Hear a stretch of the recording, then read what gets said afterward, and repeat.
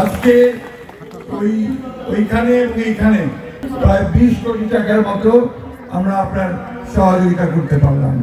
বিভিন্ন শিক্ষা প্রতিষ্ঠান, শ্মশান, ধর্মীয় প্রতিষ্ঠান, কবরস্থান, মসজিদ, মন্দির সব মিলিয়ে ইনশাআল্লাহ আমরা এটা আমাদের চলতে থাকবে। আরো কিছুদিনের মধ্যে আমাদের বাকি যেগুলো আছে সেগুলো আমরা সহযোগিতা করতে পারবো।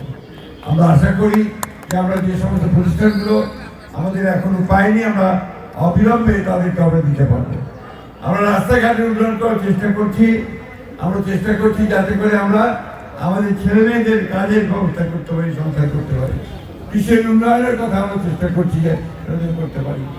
প্রিয় মা বোনেরা, আপনারা কখনোই অস্থির হবেন না, আমরা আপনাদের পাশে আছি।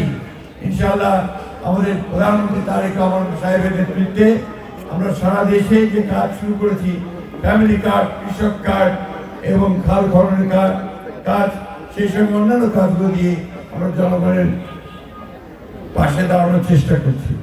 ইনশাআল্লাহ আগামীতে আরো কাজের মধ্যে দিয়ে আপনাদের ছেলে মেয়েদের যেন কর্মসংস্থান সৃষ্টি হয় সেটা ব্যবস্থা আমরা করছি। ইতিমধ্যে আমাদের এখানে মেডিকেল কলেজের ব্যবস্থা হয়েছে, আপনারা শুনেছেন।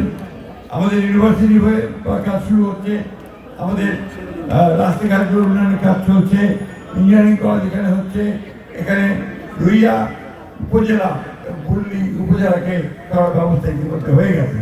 ইনশাআল্লাহ আমরা খুব দ্রুত এই কাজগুলো করতে সক্ষম হব। আপনারা সবাই আমাকে দোয়া করবেন। আমি যেন আপনাদের কাছে যে প্রতিশ্রুতি দিয়েছি সেই প্রতিশ্রুতিগুলো আমি রক্ষা করতে পারি।